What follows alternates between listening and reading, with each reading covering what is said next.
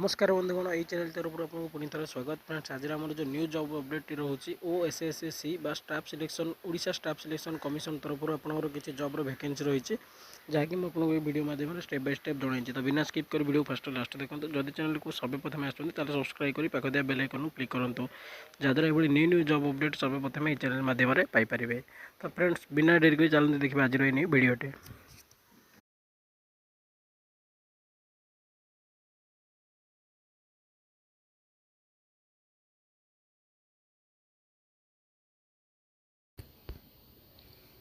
Friends आज आम जो न्यू जॉब अपडेट हूँ OSSC ग्राम पंचायत डेवलपमेंट ऑफिसर रिक्वायरमेंट। देखो ऑर्गेनाइजेशन नेम टी कौन रोचे ओडिशा स्टाफ सिलेक्शन कमिशन बा OSSC बा पंचायत राज ड्रिंकिंग वाटर डिपार्टमेंट। तो टाइप ऑफ जॉब कौन रही आपंकर परमानेंट। तो आप जो मैंने भी जॉब रे सिलेक्शन करेंगे परमानेंट आप काम करें। तो देखो कैटेगरी कौन रोचे ना OSSC जॉब। तो ओडिशा स्टाफ सिलेक्शन कमिशन तरफ आपंक जॉब नोटिफिकेशन टी आसी। तो देखो नेम ऑफ द पोस्ट आपंकर कौन कौन पोस्टर वैकेंसी रही ना ग्राम पंचायत डेवलपमेंट ऑफिसर GDPO एवं पंचायत एग्जीक्यूटिव ऑफिसर PEO। तो आपंकर दुईटी पोस्टर वैकेंसी आसो गोटे हूँ ग्राम पंचायत डेवलपमेंट ऑफिसर द्वितीयटी हूँ आपंकर पंचायत एग्जीक्यूटिव ऑफिसर PO। तो देखो आपंकर एप्लिकेशन मोड कौन ना ऑनलाइन तो आपण ऑफिशियल वेबसाइट OSSC बा Odisha staff selection commission official website को जाकि आप विजिट करके अप्लाई करेंगे या आपन को अलग गोटे वीडियो माध्यम जनईदेवी। तो देखो हु कैन अप्लाई क्यों मैंने अप्लाई करेंगे आल ओडिशा कैंडिडेट एठार अप्लाई करेंगे। तो आपड़ जदि कौन स्टेट रोते आप इच्छुक अच्छा जदि अप्लाई करेंगे पोस्टिंग कौट रहा ओडिशा तो देखो लास्ट डेट आहरी आसनी आसिले मुझे जनईदेवी। तो देखो क्यों मैंने अप्लाई करेंगे बोथ मेल एंड फीमेल तो उभय पुओ एवं झील मैंने जॉब को अप्लाई करेंगे। देखो ये जो OSSC तरफ जो जॉबटे आसो तार सैलरी कौन रही देखो 35,400 रु स्टार्टिंग होगी 1,12,400 पर मंथ अदर DA तो देखो जेहेतु ये गोटे ओडिशा स्टाफ सिलेक्शन कमिशन तरफ आसवा जॉबटे तार स्टार्टिंग सैलरी रोचे 35,400।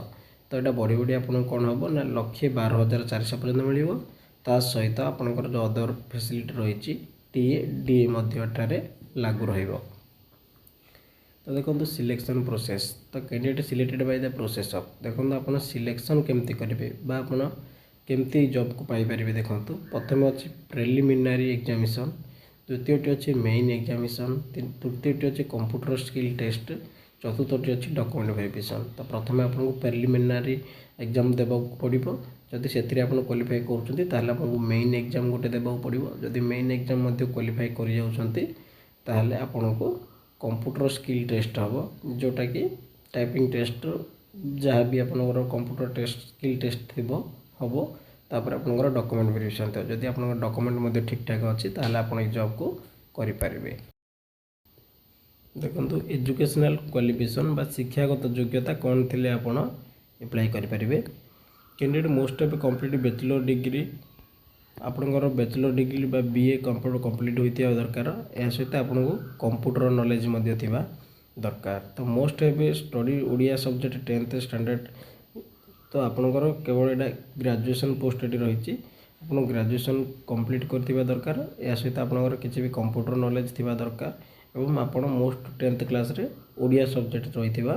दरकार ताहले आपण ए जॉब को अप्लाई करेंगे। तो देखो एज लिमिट कौन रही जेहेतु यहाँ गोटे ग्रेजुएशन पोस्ट रही तो से आपको मिनिमम एज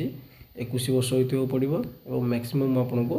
38 वर्ष पर्यटन आप अप्लाई करेंगे। जदि भी आपको 38 वर्ष हो जाए तथापि आप इंटरेस्टेड अच्छा ये टाइप जॉब करने जॉब को ताहले मध्य आप आवेदन करेंगे। केमती देखो ना एटार एज रिलैक्सेशन रूल रोचे गवर्नमेंटर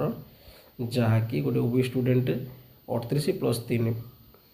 माने आप 3 वर्ष एक्सट्रा अप्लाई करेंगे। SC/ST स्टूडेंट माने 5 वर्ष एक्सट्रा अप्लाई करेंगे। देखो प्रिलिमिनारी एग्जामिनेशन रे आपन को केमती एग्जाम टी देबे आपन जणाई दउची आपनकर मोड रहइबो कंप्यूटर बेस्ड टेस्ट माने सीबीटी आपन कंप्यूटर माध्यम रे एग्जाम टी देबे ऑनलाइन टोटल मार्क आपनकर रहइबो 150 मार्क ड्यूरेक्शन रहइबो आपनकर 150 मिनिट तो गोटे क्वेश्चन को आपनकर गोटे मिनिट रहइबो क्वेश्चन टाइप भी मल्टीपल चॉइस रहइबो एमसीक्यूएस टाइप रो और मल्टीपल चॉइस रहइबो माने चारटी ऑप्शन थिबो सेतिर गोटे को आपन सिलेक्शन करबा को पड़िबो तो नेगेटिव मार्किंग रहिबो जोड़ा कि 0.25 अर्थात आपण जदि गोटे भूल करचोंती ताले आपण 0.25 कटिबो तो देखंतु स्टैंडर्ड क्वेश्चन को लेवल रे आसीबो ना आपण 10th स्टैंडर्ड लेवल रो क्वेश्चन आसीबो तो देखंतु सब्जेक्ट कोन रहिबो अर्थमेटिक रहिबो डाटा इनकॉर्पोरेशन रहिबो logical reason and athletic ability रहिबो जनरल मेंटल एबिलिटी रहिबो करंट इवेंट रहिबो नेशनल एंड इंटरनेशनल इंपोर्टेंस रहिबो कंप्यूटर एंट्रेंस एंड अवेयरनेस आपनकर रहिबो तो आपनकर एई सब्जेक्ट गुडाकर प्रिपेयर होइकी एग्जाम टी देबा को पड़िबो देखंतु मेन एग्जाम रे आपन कोन क्वेश्चन आसीबो जदि आपण प्रिलिमिनरी एग्जाम क्वालिफाई करूछंती ताहले आपनको मेन एग्जाम देबा को पड़िबो तो देखंतु पेपर 1 रे आसीबो आपनकर लैंग्वेज ओडिया एंड इंग्लिश आसीबो मार्क आसीबो 100 तो ड्यूरेशन आसीबो 2 घंटा 50 मिनिट आसीबो तो देखंतु question type combine multiple choice and short answer रहइबो तो आपनकर कंबाइन मल्टीपल चॉइस रहइबो एवं शॉर्ट आंसर रहइबो एटा आपनकर मेन रिटर्न एग्जामिनेशन हबो तो एटा आपन रिटर्न माने लिखिकी आपन एग्जाम टी देबे तो देखंतु पेपर 2 रे आपन कोन आसीबो जनरल स्टडी आसीबो मार्क 100 आसीबो ड्यूरेशन से 2 घंटा 50 मिनिट आपनकर आसीबो एटा भी आपनकर कंबाइन एंड मल्टीपल चॉइस रहइबो एवं शॉर्ट क्वेश्चन रो आंसर मध्ये रहइबो देखंतु 30 रही कोन जदि आपण रिटर्न एग्जामिनेशन मध्ये क्वालिफाई करूछंती ताले आपण कंप्यूटर स्किल टेस्ट दबा को पड़िबो जोटा कि देखंतु कंप्यूटर फंडामेंटल विषय रे आसीबो एटा भी मेन रिटर्न एग्जाम ही हबो तो देखो एमएस वर्ड ऑफिस सॉफ्टवेयर विषय आसीबो आपनर question word processing MS word आसीबो स्पीड पर एमएस एक्सेल आसीबो साइड ऊपर मेन पावर पॉइंट आसीबो डाटाबेस आसीबो तो आपन को कंप्यूटर बेस रे एति को क्वालिफाई करबा बा आपन प्रिपरेशन होई जिबा को पड़िबो देखो एप्लिकेशन फीस कौन रहिबो जनरल कैंडिडेट पे फ्री रहिबो ईडब्ल्यूएस कैंडिडेट को मध्य फ्री रहिबो ओबीसी कैंडिडेट को मध्य फ्री रहिबो पीएचडी कैंडिडेट को मध्य फ्री रहिबो एससी एसटी कैंडिडेट को मध्य नो फीस फॉर ऑल रहिबो तो देखंतु एटारे संपूर्ण मागणा रे आपन को आवेदनटी ओएसएससी तरफ रहिबो तो देखंतु आपन सर्टिफिकेट कौन दरकार ना मैट्रिक सर्टिफिकेट +2 सर्टिफिकेट एवं +3 सर्टिफिकेट जेहेतु एटा +3 पोस्टटी रही तो यह सहित आप कास्ट रस्ट सर्टिफिकेट आप देवे कहीं एटार आप कास्ट हिसाब से वैकेंसी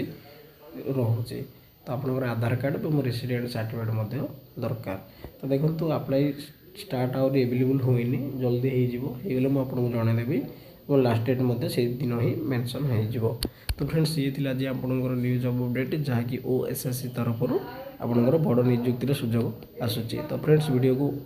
भल लगी गोटे लाइक और शेयर करेंगे और सब्सक्राइब कर पाखिया बेल आइकन क्लिक करेंगे जहाँद्वारा ये न्यू जॉब अपडेट समय प्रथम आपंक पाखे पहुँच पार तो फ्रेंड्स वीडियो फर्स्ट लास्ट देखापी आपको धन्यवाद।